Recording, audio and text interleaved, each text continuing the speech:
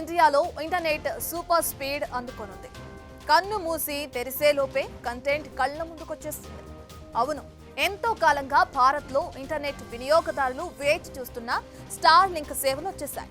ఈ మేరకు తాజాగా ఎయిర్టెల్తో Elon Musk SpaceX company ఒప్పందం కుదుర్చుకుంది. నిన్నటి వరకు జియోకి అవకాశం దక్కుతుందని అనుకోగా ఎయిర్టెల్ తర్వాత జియో కూడా అనూహ్యంగా అదే బాటలో నడిచింది. స్పేస్ ఎక్స్ తో ఎయిర్టెల్ జియోలు చేసుకున్న డీల్ తర్వాత భారత్లో ఇంటర్నెట్ పరుగులు పెట్టనుంది. అయితే ఇంతకాలం టీ అంటే టీ అనే జియో ఎయిర్టెల్ తో ఒప్పందం వెనుక మస్క్ ప్లాన్ ఏంటి? ఇంతకాలం గొడవ పడ్డ వారిలోనే ఎందుకు అగ్రిమెంట్ చేసుకున్నారు?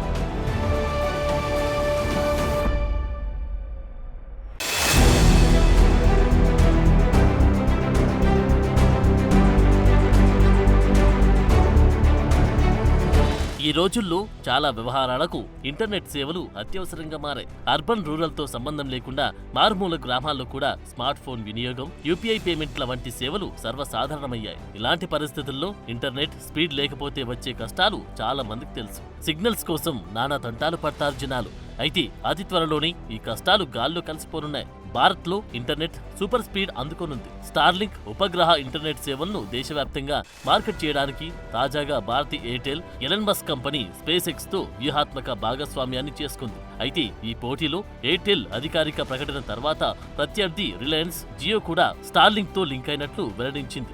ఆశ్చర్యం ఏంటంటే ఈ రెండు కంపెనీలు గతంలో ఎలాన్ మస్క్ కంపెనీపై విమర్శలు గుప్పించాయి. భారత్లో స్పేస్ ఎక్స్ సేవలపై అభ్యంతరాలు వ్యక్తం చేశాయి. అయితే అనూహ్యంగా ఇప్పుడు ఆ కంపెనీలే స్టార్లింక్ తో ఒప్పందాలు చేసుకోవడం చర్చనీయాంశమైంది.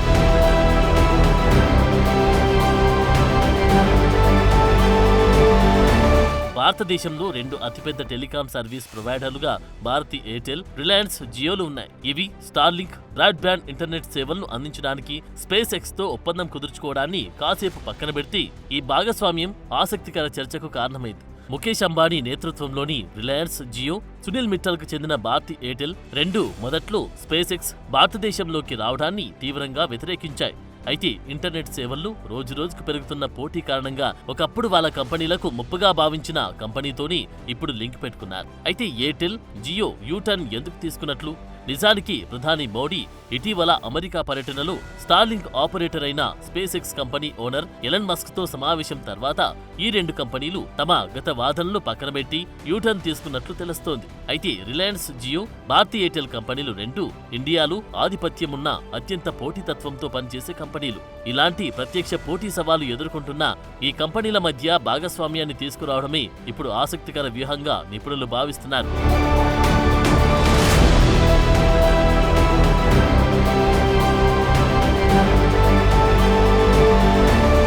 సునీల్ మిట్టల్ కు చెందిన భారతీ ఎయిర్టెల్ గతేడాది స్టార్లింక్ ను విమర్శించింది. అయితే ఈ కంపెనీకి చెందిన లైసెన్స్ ఫీజులు, ఉపగ్రహ ఆధారిత ఇంటర్నెట్ సర్వీస్ ప్రొవైడర్లకు స్పెక్ట్రమ్ ధరలకు సంబంధించిన సమస్యలపై విభేదించింది. ఆ సమయంలో టెలికాం రంగ ప్రత్యర్థులుగా ఉన్న ఎయిర్టెల్, జియోలు కలిసి స్టార్లింక్ ప్రవేశాన్ని వ్యతిరేకించాయి.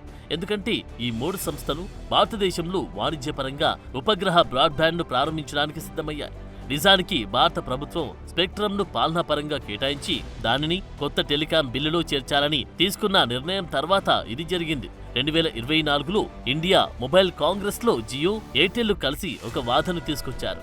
దేశంలో టెలికాం కంపెనీల మాదిరిగానే ఉపగ్రహ కంపెనీలు కూడా లైసెన్స్ ఫీజులు చెల్లించాలన్నారు. అలాగే వారి టెలికాం సేవలకు ఎయిర్ వేవ్లను కొనుగోలు చేయాలన్నారు. ఈ వాదనను జియో నుండి ముఖేష్ అంబానీ వినిపించగా సునీల్ మిట్టల్ కూడా ఎయిర్టెల్ నుండి ఆ వాదనను సమర్థించారు. స్టార్లింక్ కు తమకు ఎలాంటి వ్యతిరేకత లేనప్పటికీ అన్ని కంపెనీలకు సమాన స్థాయి రూల్స్ ఉండాలని సునీల్ మిట్టల్ అన్నారు. ఇక శాటిలైట్ సంస్థలను టెలికాం కంపెనీలతో సమానంగా పరిగణించాలని జియో డిమాండ్ చేసింది.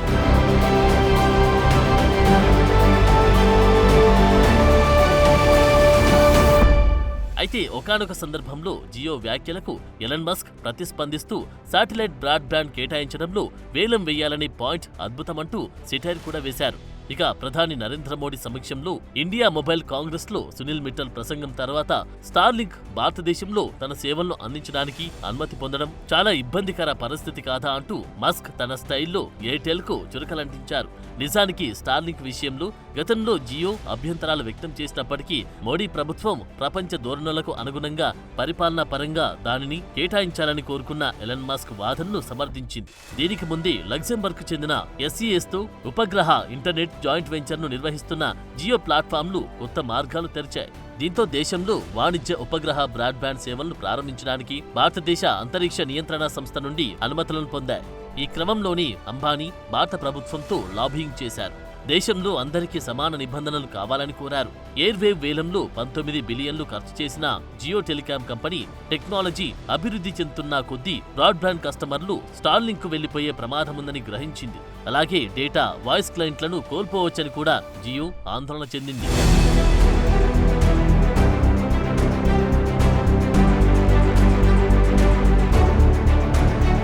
నిజానికి అక్టోబర్ 2022 నుంచి స్టార్లింక్ భారతదేశంలో అడుగుపెట్టడానికి ప్రయత్నిస్తోంది. అలాగే భారతదేశంలో మస్క్ బిజినెస్ ను విస్తరించాలని చాలా కాలంగా ఎదురు చూస్తున్నారు. అందులో భాగంగా ఇటీవల ఎలక్ట్రిక్ కార్లను విక్రయించడానికి మొదటి టెస్లా షోరూం కోసం ఒప్పందంపై సంతకం చేశారు. అయితే భారత్ వేస్తున్న 100% కంటే ఎక్కువ సుంకాలు టెస్లాపై భారాన్ని పెంచుతోంది. అందుకే ప్రపంచంలోని అత్యంత ఖరీదైన వాణిజ్యం భారతదేశంలోనే ఉందని మస్క్ పదే పదే ఫిర్యాదు చేశారు. అయినప్పటికీ టెస్లాను భారత్ తీసుకురావడానికి దారులన్నీ రెడీ అయ్యాయి. అయితే ఇప్పుడు టెస్లా వ్యవహారంతో పాటు తన బిజినెస్ ని స్టార్లింక్ తో కూడా విస్తరించే ప్లాన్ చేశారు మస్క్. నిజానికి స్టార్లింక్ జియో ఒప్పందం స్టార్లింక్ కు ప్రభుత్వ ఆమోదాలు సులభతరం చేయడంలో భాగమేనని అబ్జర్వర్ రీసెర్చ్ ఫౌండేషన్ పరిశోధకులు చెబుతున్నారు. ఎందుకంటే ప్రపంచంలోని రెండో అతిపెద్ద ఇంటర్నెట్ మార్కెట్ ఇండియానే. డెలాయిట్ ప్రకారం భారతదేశ ఉపగ్రహ సేవారంగం సంవత్సరానికి 36% వృద్ధి చెంది 2030 నాటికి 1.9 బిలియన్లకు చేరుకుంటుందని అంచనా. ఇక స్టార్లింక్ తో ఉన్న ప్రయోజనం ఏంటంటే ఇది స్పేస్ ఎక్స్ కు చెందిన హై రాకెట్ ప్రయోగ ఫ్రీక్వెన్సీ నుండి ప్రయోజనం పొందుతుంది. ఇక ట్రంప్, మస్క్ మధ్య సంబంధం కారణంగా దీన్ని ఒక భౌగోళిక రాజకీయ ఎత్తుగడగా కూడా విశ్లేషకులు భావిస్తున్నారు.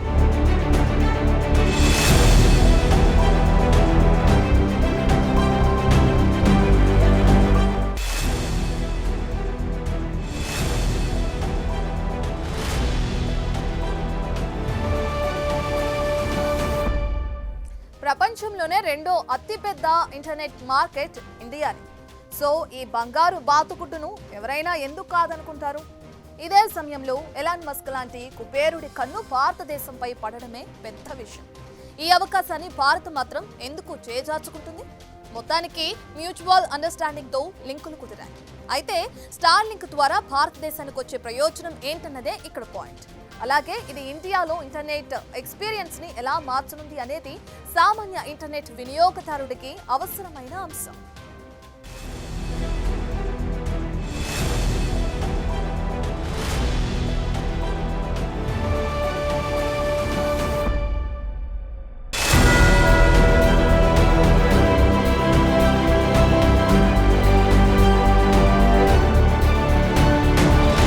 నిజానికి స్టార్లింక్ భారతదేశంలో బిజినెస్ చేయడానికి లైసెన్స్ల కోసం 2022 నుంచి ఎదురు చూసింది. అయితే జాతీయ భద్రతా సమస్యలతో పాటు పలు కారణాల వల్ల కాస్త ఆలస్యమైంది. ప్రపంచవ్యాప్తంగా 125 మార్కెట్లకు కవరేజ్ చేస్తున్నది స్టార్లింక్. భారతదేశంలో లైసెన్స్ కోసం ఎదురు చూస్తున్నప్పుడు కొన్ని సవాళ్లను కూడా ఎదుర్కొంది. స్టార్లింక్ చెందిన 2 డివైస్లను అధికారులు స్వాధీనం చేసుకున్నారు. అందులో ఒకటి ఇటీవల తీవ్ర ఉద్రిక్తతలు నడిచిన మణిపూర్లో దొరకగా, మరొకటి మాదక ద్రవ్యాల అక్రమ రవాణా కేసులు అండమాన్లో స్వాధీనం చేసుకున్నారు. ఇది భద్రతా సమస్యలను లేవనెత్తింది. అయితే డేటా గోప్యతా చట్టాల ప్రకారం అక్కడ దొరికిన డివైస్లు ఎవరు కొనుగోలు చేశారన్నది స్టార్లింక్ భారతదేశానికి చెప్పడానికి నిరాకరించింది. మస్క్ కూడా స్పందించారు. భారత్లో ఉపగ్రహ ఇంటర్నెట్ యాక్టివ్గా లేదని అన్నారు.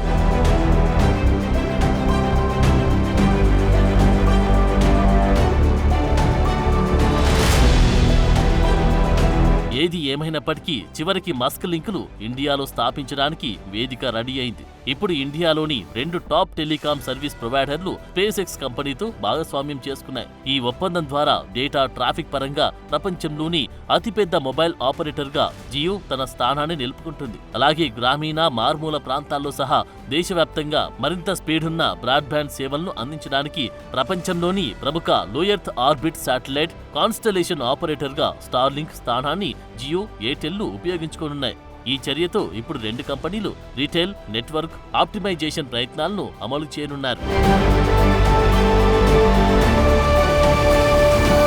భారతదేశంలోని ఎయిర్టెల్ కస్టమర్లకు స్టార్లింక్ సేవలు అందించడానికి స్పేస్ ఎక్స్ తో కలిసి పనిచేయడం ఒక ముఖ్యమైన మైలురాయి అని ఎయిర్టెల్ ప్రకటించింది. నెక్స్ట్ జనరేషన్ శాటిలైట్ కనెక్టివిటీకి ఎయిర్టెల్ తన నిబద్ధతను మరింతగా చూపిస్తుందని కూడా వెల్లడించింది. స్టార్లింక్ తో లింక్ అయిన తర్వాత ఎయిర్టెల్ మరిన్ని ఆఫర్లను తీసుకొస్తుందని, అలాగే భారతీయ మార్కెట్లో ఎయిర్టెల్ తమ వినియోగదారులకు, వ్యాపారాలకు స్పేస్ ఎక్స్ ప్రత్యక్ష ఆఫర్లను కూడా అందిస్తుందని తెలిపింది. మరోవైపు జియో స్పేస్ ఎక్స్ ఒప్పందం కొన్ని ఆర్థిక నిబంధనలకు కట్టుబడి ఉన్నట్టు తెలుస్తోంది. భారతీయ కంపెనీకి ఆఫర్లు లేని ప్రాంతాల్లో రిలయన్స్ స్టార్లింక్ ఉత్పత్తులను అందించడానికి సహాయపడుతుందని సమాచారం. అలాగే భారతదేశంలో స్టార్లింక్ కోసం లో కాస్ట్ ఎంట్రీ మోడల్ను తీసుకొస్తున్నట్లు తెలుస్తోంది. ఇక రిలయన్స్ జియోని నడుపుతున్న జియో ప్లాట్ఫామ్లు స్టార్లింక్ డివైస్లకు ఇన్స్టాలేషన్, యాక్టివేషన్ మద్దతును కూడా అందిస్తాయి. జియో స్పేస్ ఎక్స్ లకు సంబంధించిన మౌలిక సదుపాయాలు ఉపయోగించుకోవడంలో సహకారానికి సంబంధించిన ఇతర రంగాలను కూడా జియో అంచనా వేస్తున్నట్లు ఆ కంపెనీ వర్గాలు తెలిపాయి.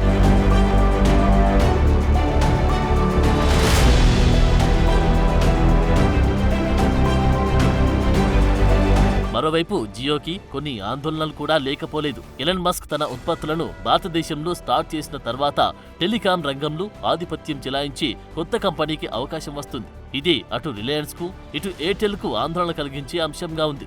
అయితే స్టార్లింక్ తో పంపిణీ ఒప్పందం చేసుకున్న జియో చివరికి వేగంగా అభివృద్ధి చెందుతున్న అంబానీ మార్కెట్లో స్టార్లింక్ ఉత్పత్తులను తన ప్రత్యర్థిగానే చూసే అవకాశం కూడా లేకపోలేదు. ఇది మార్కెట్లో మరింత పోటీకి కారణం అవుతుంది అనడంలో సందేహం లేదు. భారతదేశంలోని అతిపెద్ద టెలికాం ఆపరేటర్ అయిన రిలయన్స్ తన రిటైల్ స్టోర్లలో స్టార్లింక్ పరికరాలను స్టోర్ చేస్తుంది. దీనివల్ల దేశవ్యాప్తంగా ఉన్న వేలాది అవుట్లెట్లలో స్టార్లింక్ కు ప్రత్యక్ష పంపిణీ స్థానం లభిస్తుంది. అయితే స్టార్లింక్ తో జియో ఒప్పందం ప్రకటించిన తర్వాత ముంబైలో ఎయిర్టెల్ షేర్లు 1% వరకు నష్టపోయాయి. రిలయన్స్ ఇండస్ట్రీస్ కొత్త ట్యాబ్ ను తెరిచి స్వల్పంగా ట్రేడ్ అవుతోంది. దీనితో స్టార్లింక్ తో లింక్ అయిన ఎయిర్టెల్ కు ప్రారంభంలోనే షాక్ తగిలినట్లయింది. ఎయిర్టెల్ స్పేస్ ఎక్స్ కాంబినేషన్లు ఎయిర్టెల్ రిటైల్ స్టోర్లలో స్టార్లింక్ పరికరాలతో పాటు ఎయిర్టెల్ వ్యాపార వినియోగదారులకు స్టార్లింక్ సేవలు అందుతాయి. కమ్యూనిటీలు, విద్యా సంస్థలు, ఆరోగ్య కేంద్రాలను అనుసంధానించే అవకాశాలతో పాటు భారతదేశంలోని చాలా గ్రామీణ ప్రాంతాల్లో కూడా వేగంగా సేవలు అందించడానికి అవకాశం దొరికింది. ఈ పరిస్థితి స్టార్లింక్ తో లింక్ అయిన ఎయిర్టెల్ నెట్వర్క్ ను విస్తరించడానికి, మెరుగుపరచడానికి ఎలా సహాయపడుతుందో, అలాగే దేశంలో ఎయిర్టెల్ గ్రౌండ్ నెట్వర్క్ మౌలిక సదుపాయాలు, ఇతర సామర్థ్యాలను ఉపయోగించుకోవడానికి, దాని నుండి ప్రయోజనం పొందడానికి స్పేస్ ఎక్స్ కూడా అవకాశాలను పెంచుతోంది. ఈ మ్యూచువల్ బిజినెస్ లో భారతదేశంలోని అత్యంత మారుమూల ప్రాంతాలకు కూడా ప్రపంచ స్థాయి హై స్పీడ్ బ్రాడ్బ్యాండ్ ని తీసుకురావడానికి ఎయిర్టెల్ సామర్థ్యాన్ని పెంచుకుంటుంది. అలాగే స్టార్లింక్ ఎయిర్టెల్ ఉత్పత్తుల సూట్ ను పూర్తి చేస్తుంది. తద్వారా భారతీయ కస్టమర్లకు నమ్మకమైన సేవలు, సరసమైన ధరల్లో బ్రాడ్బ్యాండ్ ను అందిస్తోంది.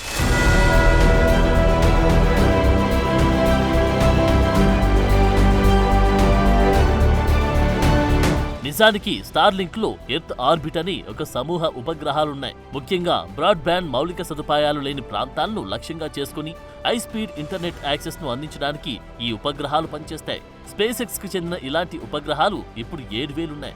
ఇది సాంప్రదాయ జియో స్టేషనరీ ఉపగ్రహాలకు భిన్నంగా ఉంటుంది. అంటే అధిక ఎత్తు కక్షలో తిరిగే ఉపగ్రహాల నుండి కమ్యూనికేషన్ ఆలస్యంగా వస్తే తక్కువ కక్షలో ఉండి ఈ వేల కొద్దీ స్టార్లింక్ శాటిలైట్ల నుండి వేగంగా సమాచారం అందుతుంది. ఇది హై స్పీడ్ ఇంటర్నెట్ ని అందిస్తుంది. డిసెంబర్ 2014 నాటికి స్టార్లింక్ సేవలు 72 దేశాల్లో అందుబాటులో ఉన్నాయి. వీటిలో అర్జెంటీనా, ఉరుగ్వే వంటి దేశాలు ఇటీవలి చేరాయి. ఇక డిసెంబర్ 2024 నాటికి దాదాపు 5 బిలియన్ సబ్స్క్రైబర్ బేస్ సంపాదించుకుంది స్టార్లింక్. అమెరికాలో ముఖ్యంగా గ్రామీణ ప్రాంతాల్లో స్థిరపడిన బ్రాడ్బ్యాండ్ ప్రొవైడర్లతో ఇది పోటీ పడుతుంది. దీనివల్ల మెరుగైన గ్రామీణ కనెక్టివిటీ అందుతుంది. మారుమూల గ్రామీణ ప్రాంతాలకు హై స్పీడ్ ఇంటర్నెట్ వస్తుంది.